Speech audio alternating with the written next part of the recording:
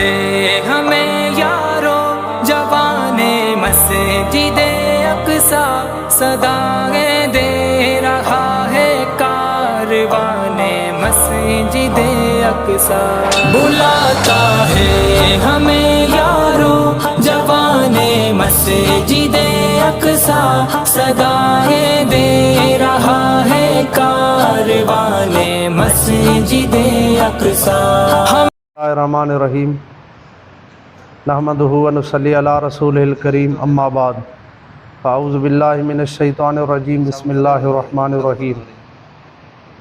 वला तलबिसुल हक़्क़ बिल बातिल व तक्तुमुल हक़्क़ व अंतुम तालमून।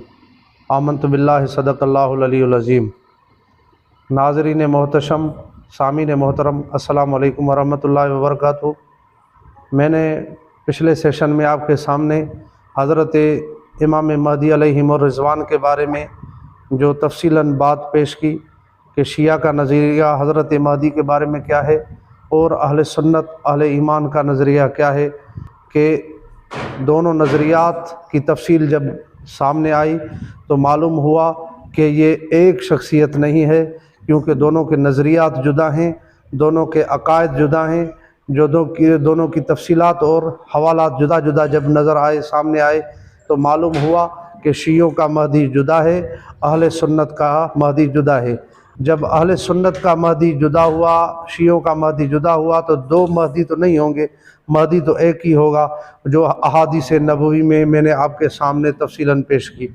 अभी वो दूसरा महदी जो शिया जिसके बारे में नज़रिया रखते हैं वो कौन है, अभी मैं आपके सामने तफसीलन रखूँगा कि आखिर वो शख्सियत कौन है जिसके बारे में वो अलक़ाबात देते हैं कि अल-क़ाइम, अल-मुंतज़र और यानी मुख्तलफ़ जो यानी अक़वालात वग़ैरह वो पेश करते हैं।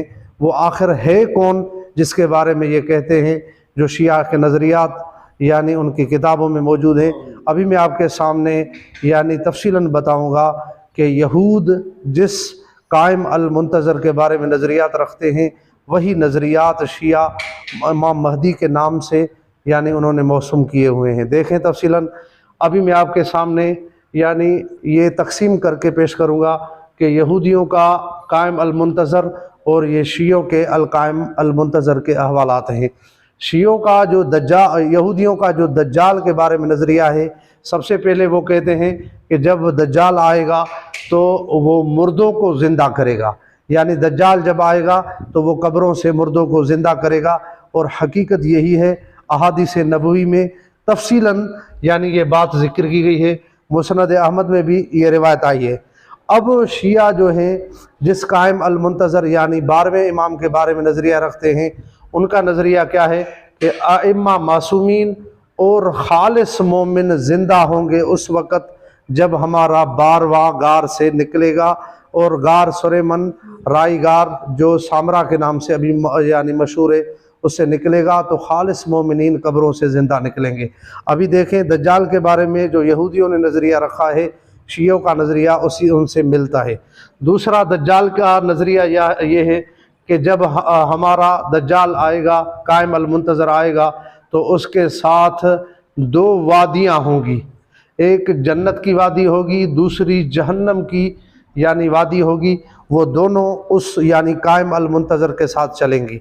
अब देखें शियों का नज़रिया भी इस यानी 12वें के बारे में यही है कि यानी हमारा जब 12वां गार से निकलेगा तो उसके बाद पास दूध, घी, पानी के 2 ख़ज़ाने होंगे जो जामे मस्जिद कूफा के यानी करीब से वो वादियाँ निकलेंगी। अब देखें कि क़ाइम अल-मुंतज़र यहूदी यानी जो नज़रिया रखते हैं उसके बारे में, शियों का नज़रिया भी उसके बारे में वही है। अब तीसरा नज़रिया देखें, तीसरा नज़रिया यहूदियों का क्या है कि जब हमारा क़ाइम अल-मुंतज़र यानी अल-मारूफ़ दज्जाल वो आएगा, जो उसको रब नहीं मानेगा वो उनकी लाशों की तौहीन करेगा। मोजम तिबरानी के अंदर ये रिवायत नबी अलैहिस्सलाम ने फरमाया कि जो यानी उस दज्जाल को रब नहीं मानेगा तो कब्रों से निकाल कर उनकी लाशों की वो दज्जाल तौहीन करेगा। अब शिया जो 12वें के बारे में नज़रिया रखते हैं, देखें कि शिया कहते हैं कि जब हमारा 12वां आएगा तो वो हज़रत अबू बकर, हज़रत उमर और सैयदा आयशा, सैयदा हफ्सा और हज़रत उस्मान नऊज़ बिल्लाह मिन ज़ालिक की लाशों को कब्रों से निकाल कर उनको सूखे दरख्तों पर लटकाएगा और वो सूखे दरख्त यानी हरे भरे हो जाएंगे। अब जो यहूदियों ने अल-काइम अल-मुंतज़र अल-मारूफ दज्जाल के बारे में नज़रिया रखा, शिया का नज़रिया 12वें के बारे में वही है।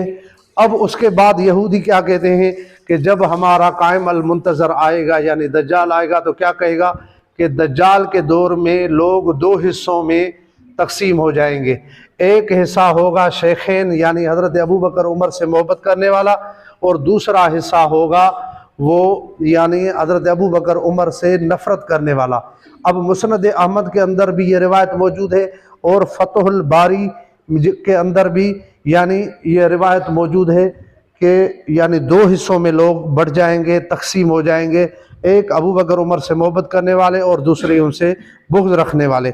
अभी देखें कि शिया का नज़रिया क्या है 12वें इमाम के बारे में। शिया कहते हैं कि जब हमारे महदी आएंगे तो शेखैन से मोहब्बत करने वालों को यानी मदीना में लोग 2 हिस्सों में तकसीम होंगे। उनको एक उन यानी 12वें को रब मानने वाले और दूसरा उनका इनकार करने वाले। अब देखें कि 2 हिस्सों में उनका नज़रिया यहूदियों का भी यही है और शियों का 12वें के बारे में भी वही है। देखें नज़रिया मिल रहा है। उसके बाद यहूदी कहते हैं कि हमारा जब अल-काइम अल-मुंतज़र आएगा तो क्या होगा, दज्जाल अल्लाह ताला की रुबूबियत की वजह से लोगों को आरे की मशीन से 2 टुकड़े करेगा। जब वो रुबूबियत का दावा करेगा लोग उसका इनकार करेंगे कि हम आपको रब नहीं मानते, तो दज्जाल क्या करेगा कि तुम मेरी रुबूबियत का इनकार कर रहे हो, आरे से लोगों को 2 टुकड़े कर देगा।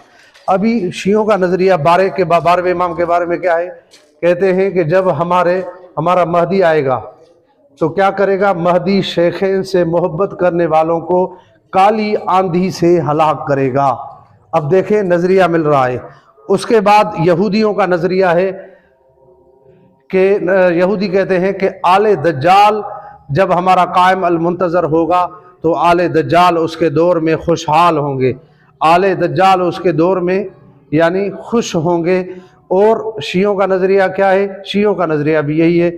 वो कहते हैं कि जब यानी हमारा महदी आएगा तो उसके दौर में यानी शिया जो है वो बिल्कुल खुशहाल हो जाएंगे। उसके बाद यहूदियों का नज़रिया देखें। यहूदी कहते हैं कि जब हमारा कायम अल-मुंतज़र आएगा यानी दज्जाल, उनकी यानी यहूदियों की हर तमन्ना पूरी होगी और उनको बेहतरीन उम्रें मिलेंगी, बेहतरीन उम्र मिलेगी उनको। अब शिया का नज़रिया क्या है, शिया कहते हैं कि जब हमारा 12वां इमाम आएगा तो उसके दौर में खुशहाली शियों को मिलेगी और उनकी हर तमन्ना पूरी होगी और शियों को 1000 साल उम्र मिलेगी। हर शिया को 1000 साल उम्र मिलेगी। देखें कि उम्र के लिहाज से और खुशहाली के लिहाज से उनका नज़रिया आपस में मिल रहा है। उसके बाद देखें कि कायम अल-मुंतज़र यहूदियों का नज़रिया क्या है।